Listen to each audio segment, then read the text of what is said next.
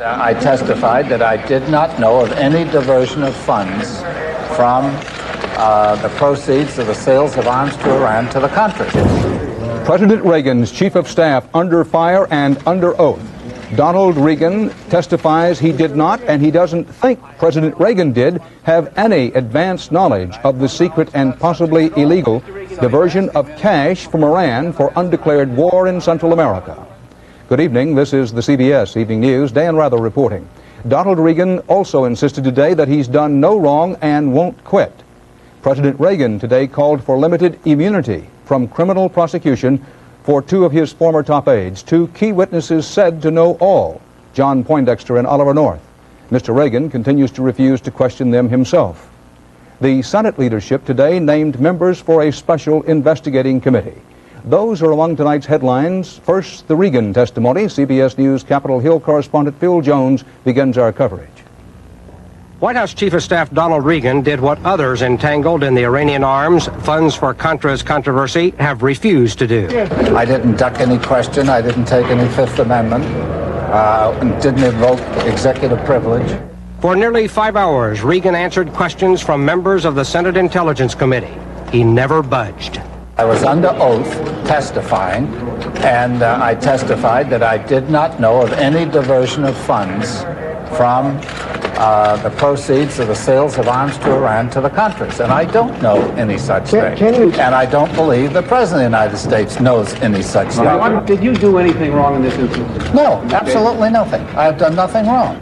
And Regan was adamant about whether Admiral Poindexter and Colonel North, formerly with the National Security Council, had received authorization to divert funds. Colonel North or nobody else was ever authorized to divert funds from the proceeds of sales of arms to the Iranians to the Contras or anyone else. Republican Chairman Durenberger said Regan reinforced his feeling about the president's lack of knowledge about the diversion. The evidence had pointed out to me before this time that the president did not know of that fact, and I continue to believe that. But some were left with doubts. He tells my best way that I can put it is a unbelievable story in a very believable manner. We'd be better off for Mr. Regan to resign in the interest of the country and for the president to appoint a new chief of staff that would rebuild the principle of access to the president. Also today, Secretary of State Schultz was here for his second appearance. Schultz has claimed his role in the diversion of funds to the Contras was zero, and he knew nothing about it until it was announced by Attorney General Meese. And Howard Teicher, who quit today as a member of the NSC for personal reasons, also came to add another piece to the complicated puzzle. As for Regan's appearance today, many members still have trouble believing he knew nothing about the diversion of funds. However, the committee apparently has no hard evidence to contradict Regan, and that's why Poindexter and North remain crucial to completing this puzzle. Phil Jones, CBS News, Capitol Hill. Having failed to convince former National Security aides John Poindexter and Oliver North to testify voluntarily, President Reagan asked the Senate Intelligence Committee to force their testimony by granting them limited immunity. He wants American people to know everything about the Iranian affair because, in his opinion, he has nothing to hide. He would like it to get out so we can get on with the business of government. The immunity would protect North and Poindexter from prosecution for anything to which they testify, but would not prevent prosecution based on evidence gathered separately. Immunity would be granted only if 2/3 of the Senate Intelligence Committee voted for it, which doesn't seem likely. I think that both chairman and I agree. Our committee is not about to vote for immunity. They need to come forward on their own. This Congress is not going to make a decision on an issue like immunity. Immunity was used in Watergate, but a former Watergate prosecutor believes the president's request, coming even before a special counsel is appointed, is premature. The recommendation really violates the spirit of the law which creates the independent counsel's office, which is designed to segregate political considerations from those regarding the administration of justice. But political considerations are precisely what some Republicans have in mind. I think it's an excellent idea. I hope they'll testify quickly. We got the full story on the record. I think the full story could be in front of us by Christmas time. The First Lady said she didn't know about immunity, but underscored the president's sense of urgency. Well, he wants them to talk. If that's the way to do it, then I guess that's the way to do it. But he's very anxious for them to talk. One object of all the pressure, Oliver North, still says he'll talk when it's appropriate, but jokes about immunity. Well, everybody keeps talking about this thing about immunity. If I'd had immunity, I wouldn't have this terrible cold right now. Frank Carlucci, the new boss at North's old office, the National Security Council, has already made plans for a complete shakeup of the agency. The resignations of 2 senior deputies were announced today. Sources tell CBS News Carlucci will replace virtually all the NSC department heads.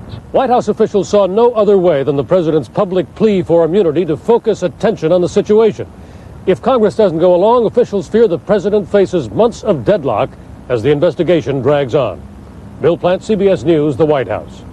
CBS News chief political correspondent Bruce Morton looks tonight at the representatives of the people chosen to investigate the lawbreaking and wrongdoing, to find the truth and uphold the law, the U.S. Senate Select Committee.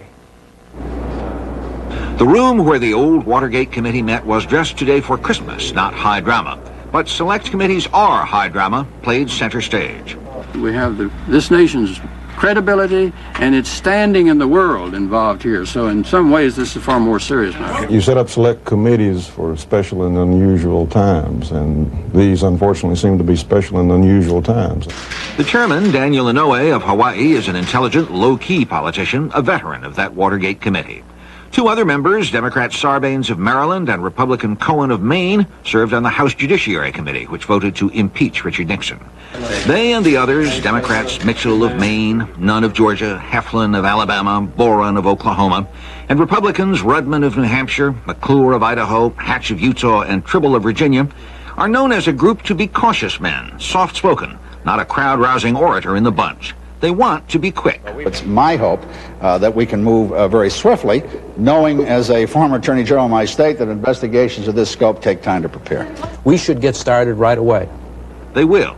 Republicans met today, Democrats meet tomorrow, but it may not be all that speedy an investigation. Well, I don't think that you ought to have any bounds as to, or restrictions as to how far you ought to go. It takes on a life of its own. It's going to be longer and more extensive and more painful than people realize. This is a good committee.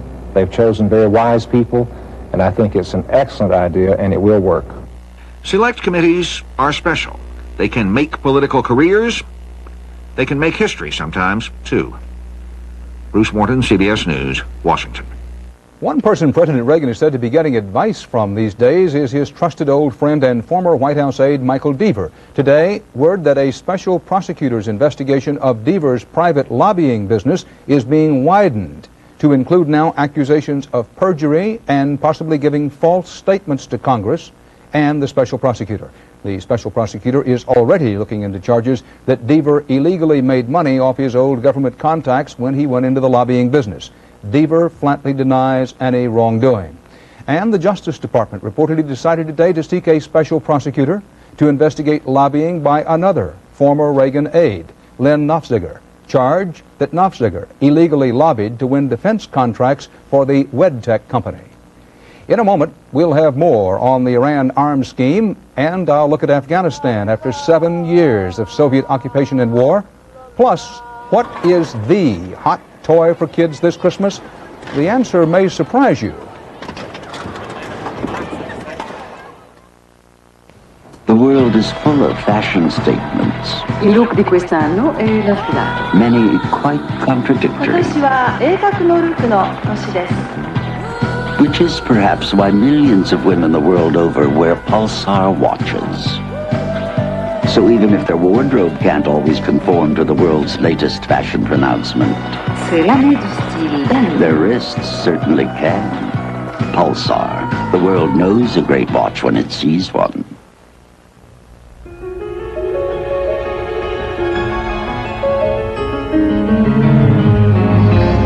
Break free and feel. Feel how splendid you are with the fragrance created by Gloria Vanderbilt.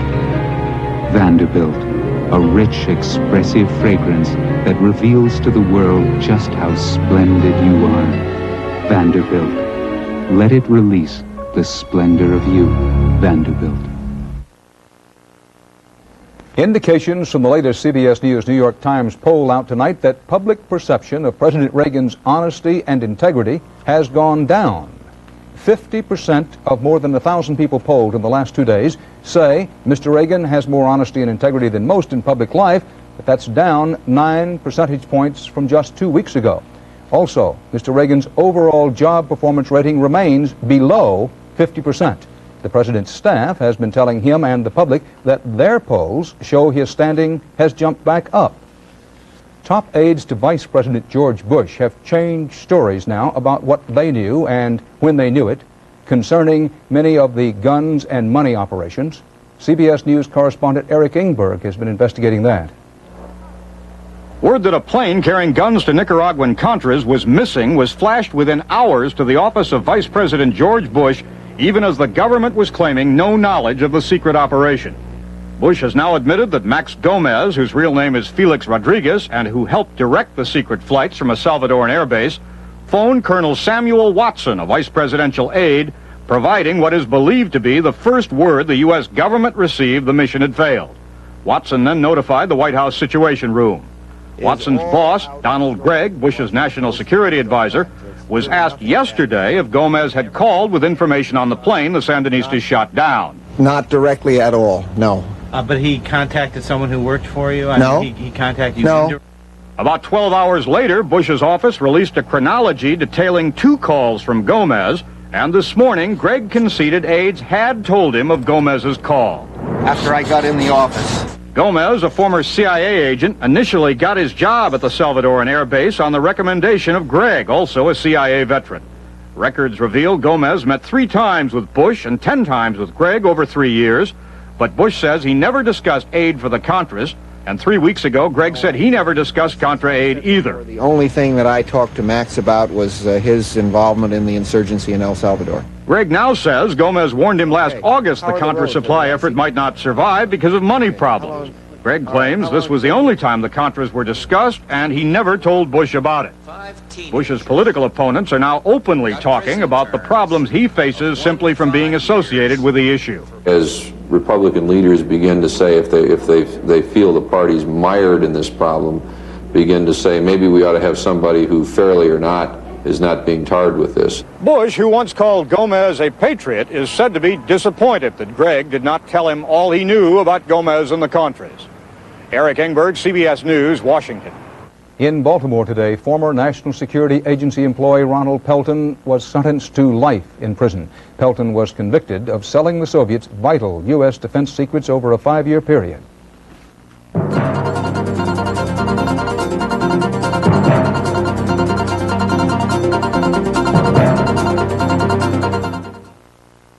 Oh, tired feet, oh, Christmas feet, this endless shopping has me beat.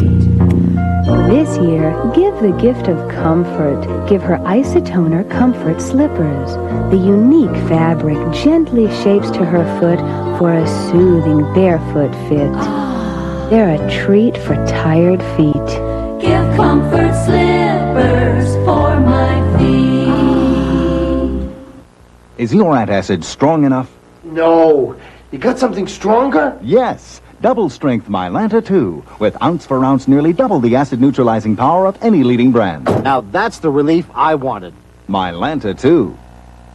The Remington microscreen shaves as close as a blade, or your money back. The first screen shaves incredibly close, the second even closer. The Remington microscreen rechargeable shaves without a cord. The Remington microscreen shaves as close as a blade, or your money back.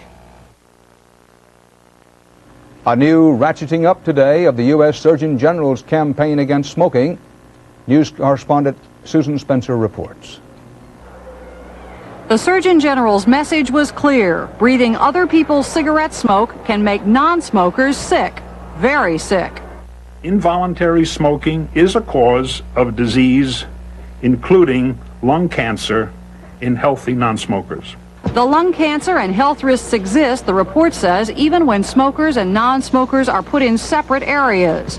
And at home, the report found, children are at much greater risk for respiratory problems when they must breathe their parents' smoke. A new television spot will stress that.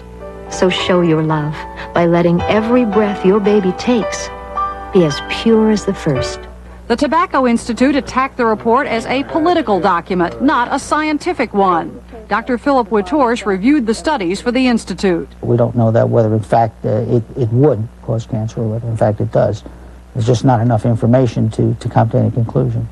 But leaders of major health groups seized on this report as justification for wide-scale smoking bans. Responsible public health policy should include passage of legislation restricting smoking in all public places. Bills are pending in Congress to ban all smoking on airplanes and restrict it in federal buildings. With the Surgeon General's declaration that the evidence on passive smoking is in, legislation now may have a much better chance. Susan Spencer, CBS News, Washington. A Census Bureau report out tonight on family life in these United States. The number of unmarried couples living together is up sharply, topping the 2 million mark for the first time.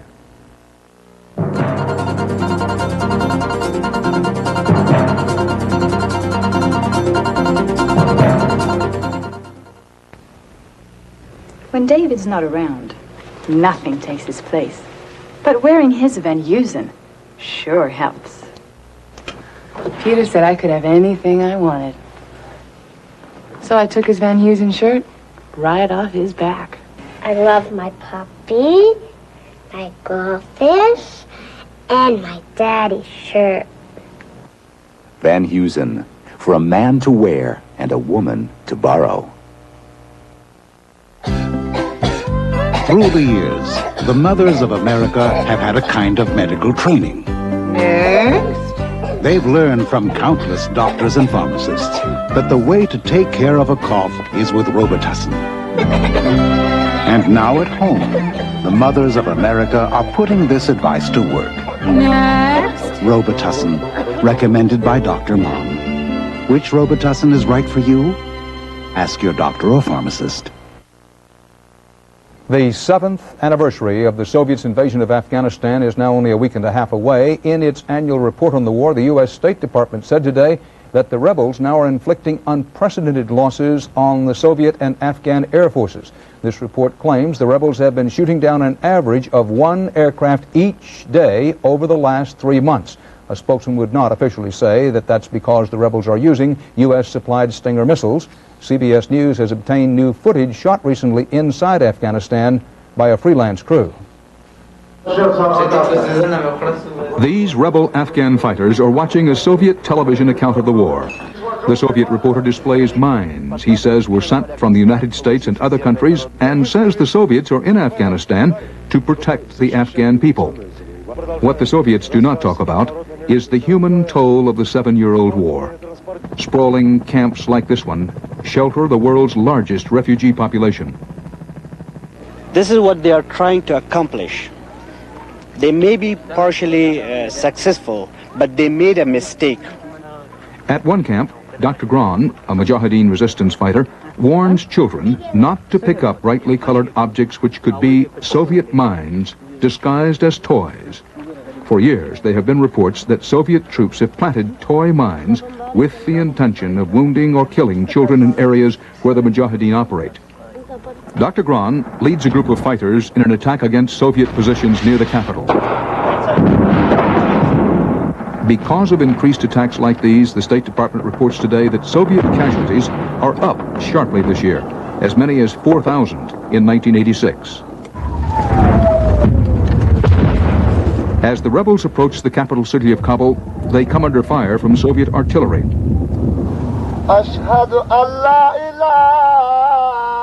As night falls, the rebels move closer to the capital. They plant explosives, hoping to destroy more Soviet tanks. These pictures were taken with a special night lens. The rebel fighters enter an abandoned house and report finding a toy mine disguised as a red doll. They fear it may be set to go off at the slightest touch.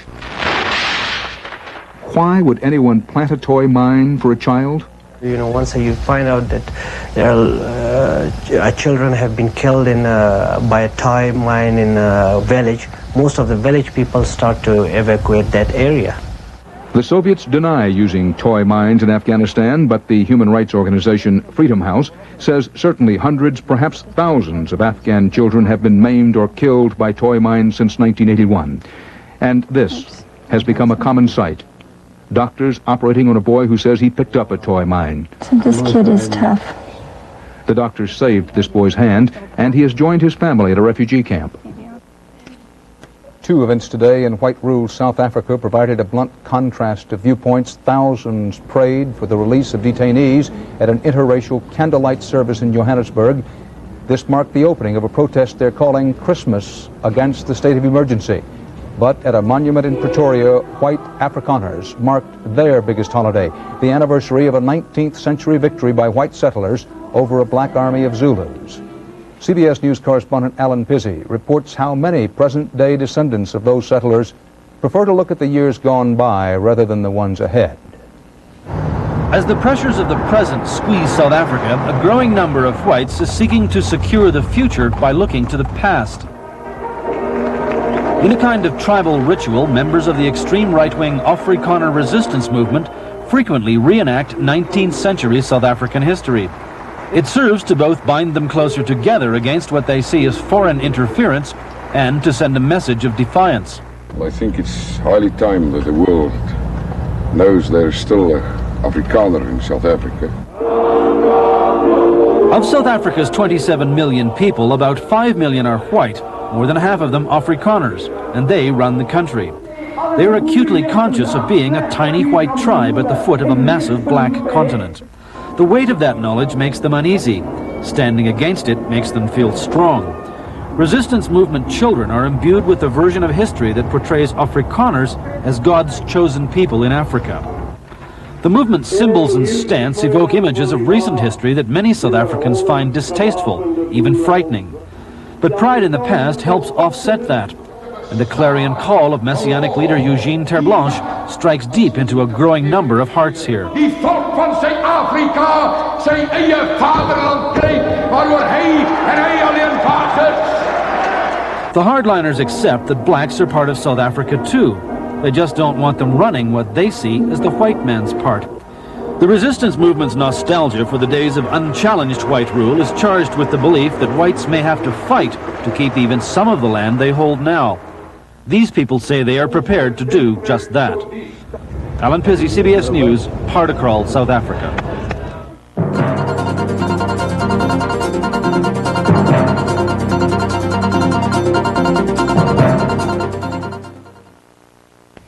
Introducing Metaprin, when your body hasn't got time for the pain. Haven't got time for the pain.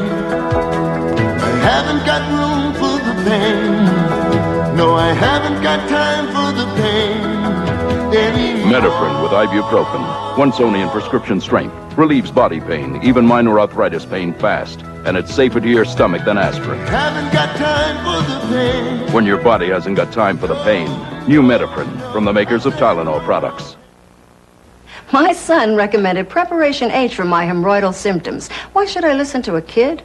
That kid is also a doctor. In a national survey, 2 out of 3 doctors named Preparation H among the hemorrhoid remedies they recommended to their patients. Doctors know best. The age of battery flashlights is over. The first alert. Rechargeable flashlight. The powerful flashlight that never needs batteries. The first alert. Rechargeable flashlight. Today, millions of Americans are better off than ever before. Better off with expertise on how to manage cash, finance mortgages, and accumulate assets. Better off with the finest insurance protection for their lives, property, and businesses. They're better off under the umbrella of one of America's largest diversified financial enterprises, the Travelers. Have you looked under the Travelers umbrella lately?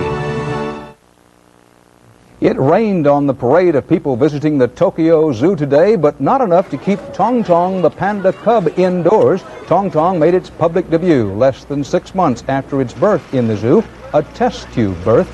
Tong Tong's mother, Wan Wan, a gift from China, had been artificially inseminated. Zoo officials say determining if Tong Tong is a he or a she will have to wait a couple more years. It turns out that pandas are incredibly modest animals and they get very angry when you try to examine them.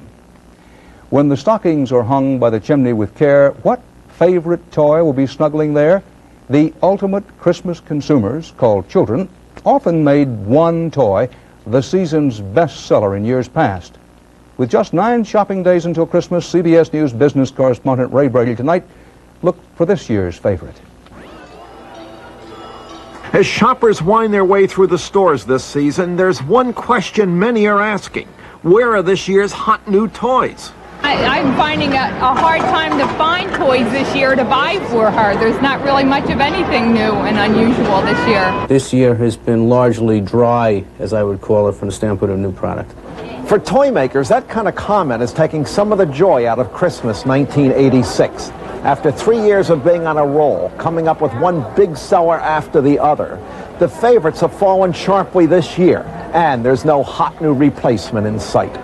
Analysts say shipments for hits like Masters of the Universe are down this year 50%. GoBots are down 80%. And those Cabbage Patch dolls are off 65%. Gone are the days when parents fought over them. This year, those kids have trouble finding a home. Steven, do you want to get one of those Cabbage Patch dolls? No. Why? I already got one. It's not that there aren't any popular new toys. The laser tag factory has shipped out an estimated $50 million worth of toys. But nearly $600 million in Cabbage Patch dolls went to stores last year. New variations on old themes, though, are selling well. Barbie's now an executive by day, a rocker by night.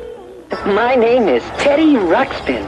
If you liked him last year, this year a child's room can turn into a Tower of Babel. Who looks exactly the way that I look? My name is Bingo Fair. My name is Cricket. But in Philadelphia, the crowd pleaser is 72 years old, Tinker Toys, and some say children may be going back to basics. They seem to like some of the old standbys like board games, stuffed animals. So will old favorites turn into this year's bestsellers?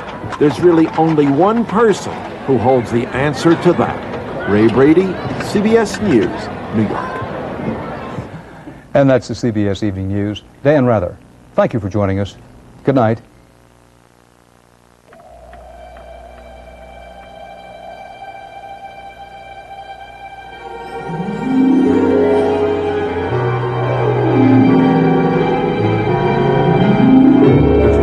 Millimeter automatic one-touch from Nikon. Automatic film load. Automatic focusing. Automatic flash. The Nikon one-touch. It puts great photography at everybody's fingertips. When you need it most, you can get extra strength relief from acid indigestion with extra strength Riopan Plus. In lab tests, it neutralizes twice the acid as regular Maalox or Mylanta. It's that strong. You can also get extra strength relief from heartburn with extra strength Riopan Plus. Ounce for ounce, it neutralizes twice the acid as regular Maalox or Mylanta. It's that strong. Extra strength Riopan Plus. Regular strength, too. I've got osteoarthritis. Good thing there's Anacin. Doctors recommend Anacin for relief of occasional minor pains of osteoarthritis for hours. To Anacin, and that takes care of the pain. Doctor recommended Anacin, now coated caplets, too. Canon's new personal copiers come in 4 colors and copy in 5. Red's your color. And this replaceable cartridge makes them simple, even for you. Lighten up, Jack. They are light. Here. What a guy. For information, call toll-free 1-800-OK-Canon.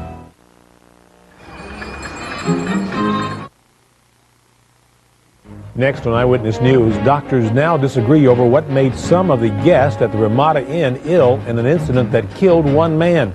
A report coming up. And did you ever wonder what the story is behind the monument off Franklin Road? We'll tell you all about it. We'll have these stories and more next on Eyewitness News.